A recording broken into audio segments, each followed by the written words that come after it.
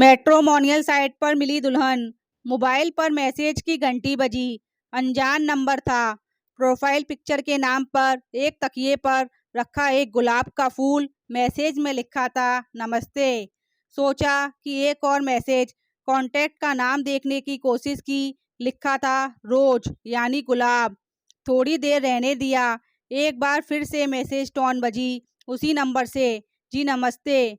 मैंने कुछ सोचा फिर जवाब लिख दिया नमस्ते, क्या मैं आपको जानता हूँ। मैसेज चला गया। पहुँच गया। पढ़ भी लिया। जवाब तुरंत नहीं आया। लगभग 10 मिनट की प्रतीक्षा के बाद मैसेज आया। जी मैं आपको जानती हूँ पर आप मुझे नहीं जानते। मैंने आपका नंबर आपके मैट्रिमोनियल प्रोफाइल से लिया है। मैं सोच में पड़ गया। मैट्रिमोनियल प्रोफाइल एक वेबसाइट पर मैंने अपनी डिटेल कुछ महीने पहले डाली थी। फिर उस दिशा में कोई खास प्रगति नहीं हुई थी और मैं लगभग भूल सा गया था। कामकाज के चक्कर में शादी वादी तो पीछे ही छूट गई थी। अकेला बंदा दिन रात काम में डूबा हुआ और वो भूली सी मैट्रिमोनियल प्रोफाइल। खैर थोड़ी देर बाद जवाब लिख दिया। अच्छा तो बताइए। अगला जवाब फिर से थोड़ी प्रतीक्षा करने के बाद आया। आपकी शादी तो नहीं हुई अभी। इस बार मैंने तत्काल जवाब दिया नहीं। कुछ देर बाद फिर से मैसेज टोन बनी। मैं आपसे शादी के लिए कुछ बात करना चाहती हूँ। सहसा सीधा प्रस्ताव मुझे हजम करने के लिए मैंने उस दिन कोई मैसेज नहीं किया। उधर से भी फिर कोई मैसेज नहीं आया। अगले दिन रात को मैसेज टोन फिर से बजी। क्या आप शादी के लिए मुझसे मिलना चाहेंगे।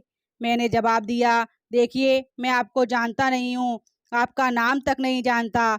आप चाहें तो मुझे अपना बायोडेटा भेज सकती हैं। जवाब में कुछ देर बाद एक स्माइली और एक गुलाब का फूल। ये कैसा बायोडेटा था।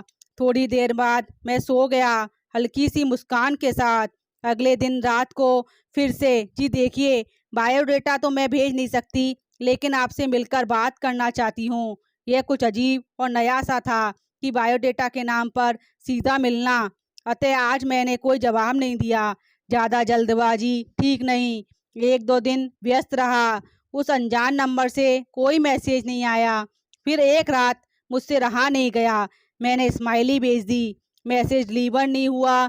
मैंने कुछ देर इंतज़ार किया फिर फ़ोन बंद करके सो गया। अगली सुबह फ़ोन ऑन करते ही 2-3 मैसेज। तो मिलने की उम्मीद है। इस संडे को लखनऊ आइए ना। फिर एक स्माइली और गुलाब। मुझे गुलाब कभी पसंद नहीं आया। आखिर यही फूल प्यार का प्रतीक क्यों है। खैर अब ये लखनऊ कहाँ से आ गया। मैं दिल्ली में और वह लखनऊ में। ऐसे कोई शादी की बात करता है क्या। मैंने आज सीधे फ़ोन लगा दिया। उधर से किसी ने फ़ोन नहीं उठाया। मैसेज आया देखिए मैं फ़ोन पर बात नहीं कर सकती, प्लीज़ मैसेज से बात कीजिए। संडे को लखनऊ आ रहे हैं। मैंने मैसेज कर दिया संडे को मैं बिजी हूँ और फ़ोन डाटा ऑफ कर दिया कि आज कोई मैसेज देखूंगा ही नहीं। रात को डाटा ऑन किया कोई नया मैसेज नहीं था। आखिर चल क्या रहा है। इन्हीं उलझनों में मैं फिर से सोया बिना मुस्कान के। इस बात को अब हफ्ता बीत गया। संडे भी आया खाली चला गया। मैं भी थोड़ा कम ही बिजी रहा। क्या होता अगर लखनऊ चला भी जाता। फिर से रात आई। 3-4 दिन से कोई मैसेज नहीं आया था। अगर हो भी गई तो क्या, मैं कहाँ किसी को जानता हूँ। वह भी शादी की बात। मैसेज की घंटी बजी। मैंने जल्दी से फ़ोन देखा। किसी और का मैसेज आया था। मैसेज खोले बिना मैंने फ़ोन बंद कर दिया और सो गया। अगली सुबह गुलाब वाले प्रोफाइल से कुछ मैसेज आए थे। देखिए अगले संडे को पक्का लखनऊ आइएगा।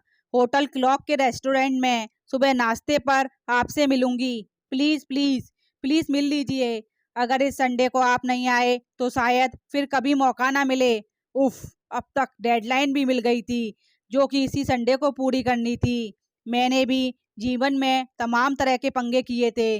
फिर सोचा एक यह भी पंगा करके देखें क्या होता है। अतः मैंने जवाब में एक स्माइली, एक थम्स अप और एक गुलाब भी भेज दिया। शायद मैं भी पंगे के मूड में आ गया था। पता नहीं क्यों मन में एक कहावत बार बार घूमकर याद आ रही थी जो कुछ ऐसा है कि चाकू खरबूजे पर गिरे या खरबूजा चाकू पर, कटना तो खरबूजा ही है। पता नहीं मैंने शनिवार रात को जाने वाली लखनऊ मेल का टिकट ले लिया और एक स्क्रीनशॉट भी गुलाब के प्रोफाइल वाले नंबर पर भेज दिया। उधर से जवाब में थम्स अप गुलाब और हार्ट वाले मैसेज आए थे। मैं शनिचर को ट्रेन पर सवार होने का इरादा बना लिया मुझे, पर शायद अभी से शनिचर सवार हो गया था। आज शनिचर आया और मैं लखनऊ मेल में सवार होकर लखनऊ पहुंच गया। लखनऊ के प्लेटफॉर्म पर उतरते ही दो छोटी छोटी बच्चियों ने गुलाब के फूल से मेरा स्वागत किया। वेलकम। मैं चौंक गया। पूछा, ये गुलाब किसने दिए? वह दीदी वहाँ लाल स्कार्फ में बैठी हैं। जवाब मिला। मैंने प्लेटफॉर्म पर देखा, थोड़ी दूरी पर एक लाल स्कार्फ वाली की झलक दिखाई दी। मैं उधर ही बढ़ गया। प्लेटफॉर्म में ज्यादा भीड़ नहीं थी। बढ़ते बढ़ते उस कुर्सी तक पहुंचा। सचमुच एक युवती लाल स्कार्फ में बैठी थी। गुलाब मेरे हाथ में अभी तक था। मैं जाकर धीरे से हेलो कहा। उसने मुझे अजीबो निगाहों से देखा। मैंने कहा, वेलकम के लिए थैंक्स। उसने घबराकर कहा, आप कौन? गुलाब वाला हाथ थोड़ा आगे करके मैंने कहा, वह उन बच्चियों ने बताया कि आपने गुलाब भेजे हैं। कह मैंने प्लेटफॉर्म पर इधर उधर देखा, कोई बच्ची नजर नहीं आ रही थी। मेरे कान लाल हो गए जितना कि हो सकते थे। उस लड़की की घबराहट देखते हुए मैंने गुलाब वाला हाथ पीछे किया और वहां से चल पड़ा। लगभग भाग ही निकला था क्योंकि आसपास के यात्री मुझे घूरने लगे थे। मैं भागते भागते होटल क्लर्क जाऊं या ना जाऊं, फिर ऑटो रिक्शा लिया और पहुंच ही गया। रिसेप्शन पर पहुंचते ही रिसेप्शनिस्ट ने मुझे पुकारा, हेलो। शायद मेरे प्रोफाइल फोटो से सबको मेरी पहचान करा दी गई हो। जी, आप मुझे कैसे जानती हैं? Welcome to our hotel. आपके लिए रूम नंबर 304 बुक है। मैडम ने कमरा बुक कराया है। Room number 304? मैंने पूछा। कौन सी मैडम? रिसेप्शनिस्ट ने मुझे बताया, जी मैडम 305 में ठहरी हैं। आप अपने रूम में जा सकते हैं। मैडम को और ज़्यादा जानने की मैंने हिम्मत जाहिर नहीं की। चुपचाप एंट्री की, चाबी ली और रूम नंबर 304 के गेट पर आ गया। रूम नंबर 305 भी बगल में ही था। अगल बगल मेरे और उसके कमरे। आखिर चल क्या रहा है? ब्रेकफास्ट में क्या और कब मिलने वाला है? मेरा सब्र टूट ही रहा था। जाते ही मैंने 305 में जाने की सोचा। फिर सोचा पहले अपने कमरे में जाकर फ्रेश हो जाना अच्छा रहेगा। कमरे की डोरबेल बजी। धड़कते दिल से मैंने दरवाजा खोला। अटेंडेंट था। मुझे टॉवल, सॉप, ब्रश आदि की वेलकम किट दे दिया गया। मैंने भी फ्रेश होकर नहाना धोना शुरू कर दिया। शायद डोरबेल फिर से बजे। इस उम्मीद में मैंने बाथरूम का दरवाजा खुला ही रखा। जब पूरा साबुन लगाकर शोवर ले रहा था तब ऐसा लगा कि डोरबेल बजी है। मैंने जल्दी से नहाना खत्म किया और गीले बदन पर ही टॉवल लपेटा। लगभग भागते हुए दरवाजा खोलने आया। दरवाजे पर कोई नहीं था। थोड़ा कॉरिडोर में जाकर देखा, कोई नहीं था। लेकिन दरवाजे पर एक परफ्यूम की पीनी सी खुशबू आ रही थी। गहरी सांस लेकर मैं वापस कमरे में आ गया। कपड़े बदले, गीला टॉवल डालने बालकनी में गया। हल्की धूप थी। टॉवल डालकर बगल की बालकनी में देखा। रूम नंबर 305 की बालकनी थी। मैंने झांकने की कोशिश की। कांच के दरवाजों के पार मोटा पर्दा लगा था। मैंने कमरे में वापस आकर बाल संवारे। सुबह स्टेशन पर मिले गुलाब के फूलों में से एक फूल उठा लिया और अपने दरवाजा खोलकर 305 की डोरबेल बजा दी। बेल की आवाज़ मुझे भी सुनाई दी, लेकिन दरवाजा खोलने कोई नहीं आया। फिर बेल बजाई, कोई उत्तर नहीं। मैंने दरवाजे का हैंडल घुमाते हुए हल्का सा धक्का दिया। दरवाजा खुला हुआ था। मैं धीरे से कमरे के अंदर दाखिल हो गया। कमरे से वही परफ्यूम की खुशबू आ रही थी जो कुछ ही देर पहले मैंने अपने कमरे के दरवाजे के बाहर महसूस की थी। कमरा खाली था। सफेद तकिए पर एक गुलाब रखा हुआ था। मैं आगे बढ़ा। बाथरूम से पानी गिरने की आवाज आ रही थी। मैं उधर ही बढ़ गया। बाथरूम का दरवाजा थोड़ा सा खुला था। सुरीली आवाज में गुनगुनाने की आवाज भी आ रही थी। बाथरूम के दरवाजे पर थोड़ा खटखटा दूं सोचकर थोड़ा सा आगे बढ़ा ही था कि मोबाइल पर मैसेज आने की आवाज आई, प्लीज ब्रेकफास्ट पर मिलिए। मेरे कदम रुक गए। वापस बिस्तर तक आया। अपने हाथ का गुलाब तकिए पर रख के गुलाब के बगल में रख दिया। अब वहाँ दो गुलाब थे। लौटकर अपने रूम में आ गया और फिर धीरे धीरे नीचे ब्रेकफास्ट लॉबी की ओर चल पड़ा। बात तो ब्रेकफास्ट पर मिलने की हुई थी। ब्रेकफास्ट लॉबी लगभग खाली थी। मैंने एक ऐसी टेबल चुनी जिससे उतरती हुई सीढ़ियों और लिफ्ट दोनों पर नजर रखी जा सके। थोड़ी ही देर में वेटर आ गया। यानी मेरे नाश्ते का ऑर्डर पहले से ही किया हुआ था। नाश्ते के साथ चाय या कॉफ़ी, बस इतना पूछने आया था वेटर। खाली इंतज़ार करने से बेहतर मैंने ब्रेकफास्ट मंगवा ही लिया। नज़र तो खैर सीढ़ियों की तरफ ही थी। कुछ ही देर में वहाँ से एक युवती के कदम उतरते हुए दिखाई दिए। वह युवती ब्रेकफास्ट लॉबी में आई। मैंने स्वागत में नज़रें उठाईं, लेकिन वह तो मोबाइल में देख रही थी। पर वह मेरी टेबल के बजाय साथ की टेबल पर जा बैठी, जहां एक परिवार पहले से खाने पीने और गपशप में लगा था। मेरा इंतजार जारी रहा। कुछ और भी युवतियां आईं और गईं, लेकिन कोई अकेली नहीं थी। एक युवती को तो लिफ्ट से कुछ पुलिस वाले लेकर जा रहे थे। उसके चेहरे पर मास्क लगा था। एक युवती और थी जो युवक के साथ थी, लेकिन उसका चेहरा भी पर्दे में था। मैं धीरे धीरे नाश्ता खत्म किया। मेरी टेबल की तरफ कोई भी युवती नहीं आई। बाद में मैंने बिल देना चाहा तो पता चला कि बिल तो पहले ही दिया जा चुका है। मैंने उस नंबर पर फ़ोन लगाया जो हमेशा की तरह नहीं उठाया गया। मैंने मैसेज डाल दिया, कहाँ हो तुम? मैसेज चला गया, लेकिन डिलीवर नहीं हुआ। मैंने होटल का एक चक्कर लगाया, पूल साइड से भी होकर आया।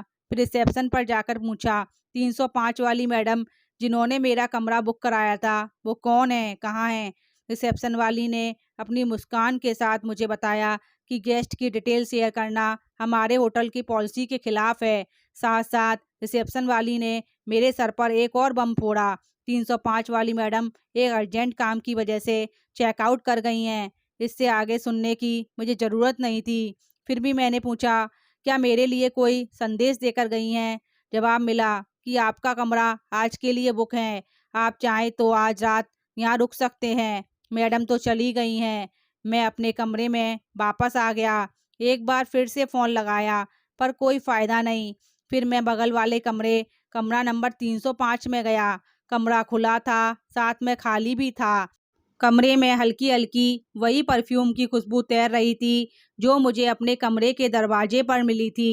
फ़ोन उठाया, दिल्ली के लिए वापसी की ट्रेन चेक करी। 1.5 घंटे बाद की एक ट्रेन करंट में टिकट मिल रहा था, बुक कर लिया। क्योंकि अब लखनऊ मुझे फालतू और फ्री की मेहमानबाजी कराने का मन नहीं था। इस टिकट का एक स्क्रीनशॉट उस गुलाब के प्रोफाइल वाले नंबर पर भेज दिया। अब मैं और क्या ही उम्मीद कर रहा था। स्टेशन पर आया, ट्रेन में चढ़ गया, सीट पर बैठ गया। मैसेज की घंटी बजी, उसी का था। हेलो, मुझे बहुत अफसोस है, इतने करीब आकर भी हम आपस में मिल नहीं सके। मेरे बीते हुए अतीत का कोई बंद हुआ पन्ना अचानक मेरे सामने आ गया और मुझे वहाँ से निकलना पड़ा। मैं नहीं जानती कि आपसे भविष्य में मिल पाऊंगी या नहीं। आपको मेरी ओर से भविष्य के लिए शुभकामनाएं। बहुत गुस्सा आया कि क्या कह रही है, मुझ पर नज़र रख रही है। ट्रेन के गेट तक आया, आगे पीछे पूरे प्लेटफॉर्म पर एक नज़र डाली। कोई संदिग्ध युवती नहीं दिखी। सिग्नल हो गया, ट्रेन सरकने लगी। वापस सीट पर आया। गुस्से में दिल्ली की कुछ चुनिंदा गालियां टाइप ही करने वाला था कि प्रोफाइल पिक्चर पर मेरी नज़र गई। उसकी प्रोफाइल पिक्चर अब बदल गई थी। प्रोफाइल पिक्चर को बड़ा करके देखा। एक तकिए पर 2 गुलाब रखे थे, एक जो वहाँ पहले से रखा था और दूसरा जिसे मैं वहाँ रख कर आया था। मैं समझ गया शायद वो मुझसे मिली नहीं, लेकिन उसने मुझे दूर से ही देखकर पसंद कर लिया और मेरा दिया हुआ गुलाब स्वीकार कर लिया। तो इस तरह मिली मुझे फेसबुक पर अपनी पत्नी, या ये कहिए मैट्रिमोनियल साइट पर अपनी पत्नी। तो दोस्तों, आज की कहानी आपको कैसी लगी? पसंद आई तो चैनल को लाइक, सब्सक्राइब और शेयर ज़रूर करें। धन्यवाद।